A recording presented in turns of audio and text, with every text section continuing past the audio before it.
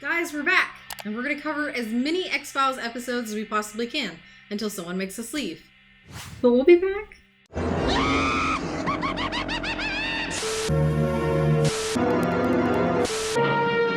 So, it's spooky time. And instead of doing something productive like making a Fluke Man costume, we're diving back into the X-Files, specifically the Monsters of the Week episodes. Sure, everyone talks about the alien conspiracy, and don't get me wrong, I love digging into the mythology arc as much as anyone. But what about the ones that still keep us up at night? Whether it's from the hellish nightmares or those at 3 a.m. who are thinking, what is my existence? These episodes have a way of sticking with you. You've been waiting for more, so let's go reignite those childhood fears. Or choice. Bad Blood, Season 5, Episode 12.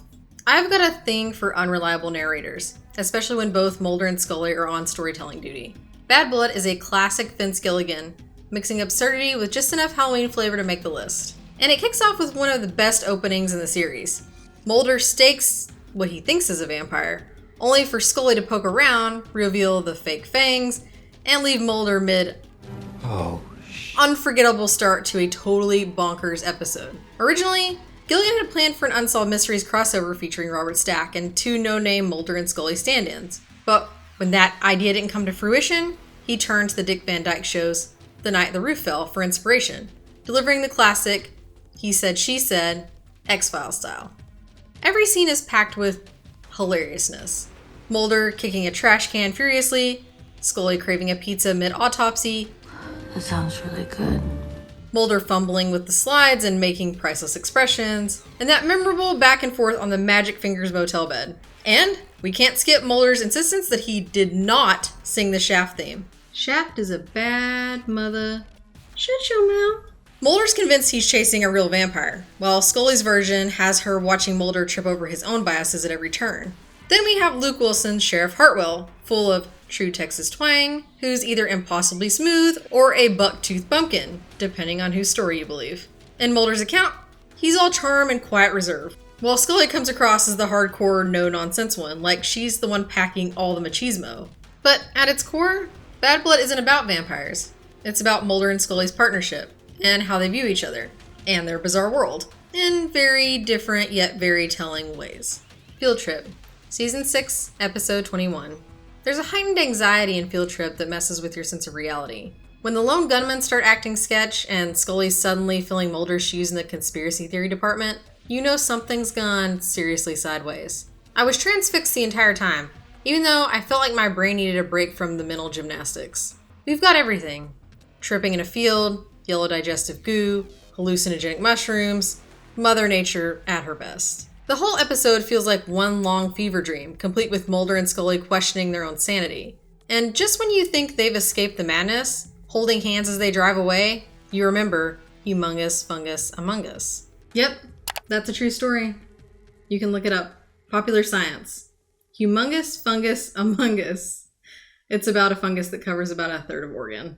What really makes this episode stand out is Scully pulling a Mulder move with some next level abductive reasoning. Usually, it's Mulder making the wild connections, but this time, Scully pieces together the facts. Giant mushrooms, hallucinogenic fungi, and plants with a taste for human snacks, leading her to a nightmare conclusion. They're trapped underground, tripping hard and slowly being digested. Written by John Chabon and Vince Gilligan from a story by Frank Spotnitz, it's got everything. Tension, unpredictability, and a creeping sense of what's real anymore. For some fans, the episode is the last truly great X-Files installment, marking the end of an era for them. This is also a reminder that I really don't think mushrooms would be a good idea for me. Clyde Buckman's Final Repose, Season 3, Episode 4. Yeah, this should have been on our first list. This is one of those episodes that messes with you in all the right ways, blending the bleakness of fate with the grim comedy only Darren Morgan could pull off. When Clyde, a life insurance salesman who can predict how people will die, reluctantly lets Mulder and Scully into his world, it's like stepping into an even darker corner of the X-Files. Peter Boyle's portrayal nails the quiet exhaustion of a man resigned to his fate. Someone who's using his gift not to help, but to scrape by, selling insurance, life insurance of all things. He's not here to outwit death. He's just trying to keep sane. And in one of the most memorable moments with Mulder, he deadpans. Sometimes it just seems that everyone's having sex except for me. We've seen Mulder's closet. The episode throws us everything from Mulder's misplaced excitement about Clyde's abilities to Scully's struggle to rationalize the whole ordeal. It's unsettling to watch Mulder so eager for supernatural proof while Clyde's gift is an anchor, pulling him deeper into cynicism and despair. And then, of course, there's Yappy, the celebrity psychic who brings the whole theme of truth and spectacle into the focus. Yappy. Yappy's antics are absurd, but next to Clyde, he highlights just how little people want to face reality. I've never been more frustrated watching these so-called detectives fall for it, no matter how desperate they are for answers. I was right there with Mulder, rolling my eyes. Before we continue with our video, here's a reminder to click the Store tab on any of our JoBlo channels and browse our collection of the latest and freshest designs in our merch store. Go get you some.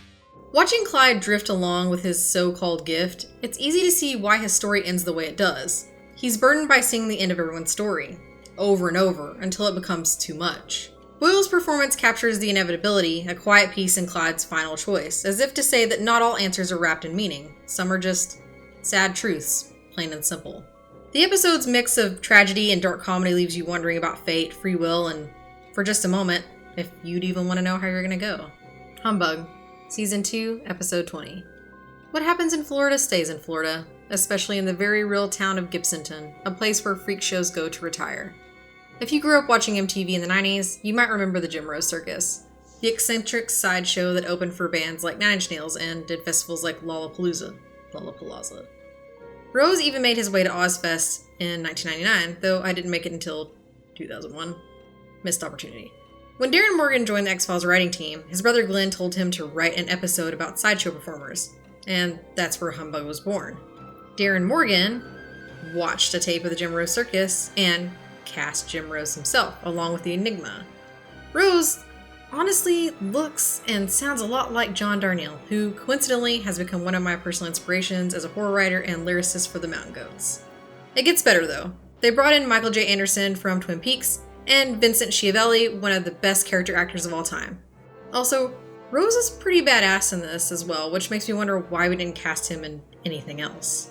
As Mulder and Scully navigate the strange world of sideshow performers, you get all the creepy bits you'd expect. The Enigma devouring a live fish, yes, that really happened, the funhouse scene that still haunts me, and Scully's memorable tour of the Museum of Oddities. Not to mention the fact that Humbug literally means trick, which feels fitting for an episode where nothing is quite as it seems.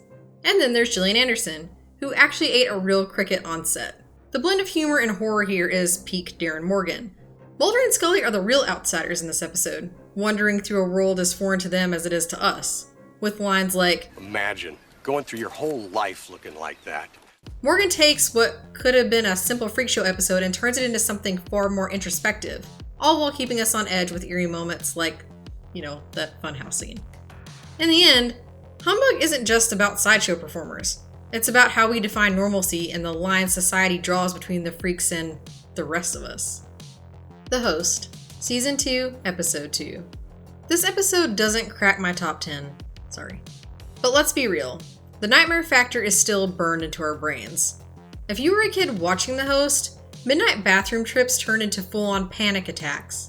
And porta potties? Nope. Even though, again, it's not my favorite episode, this thing had a hold on every 10 to 12-year-old who dared to watch it.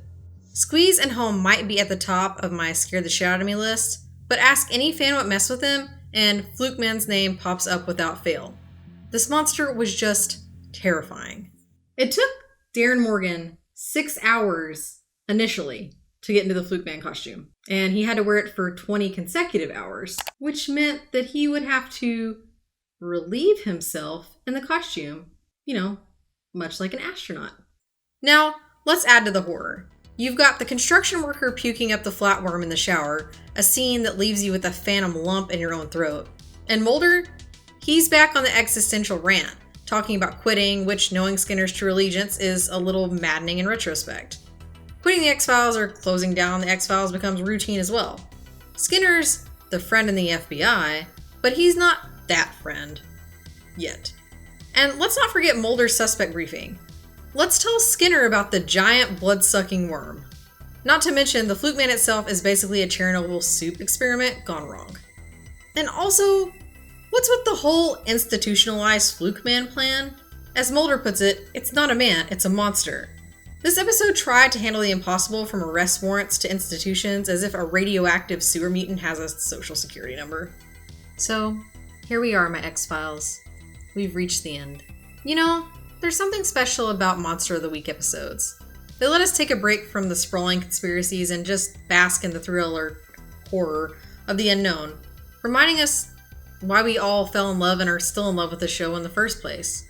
So, who knows? Maybe we'll revisit a few more of these cases in the new year. Tell them you want more.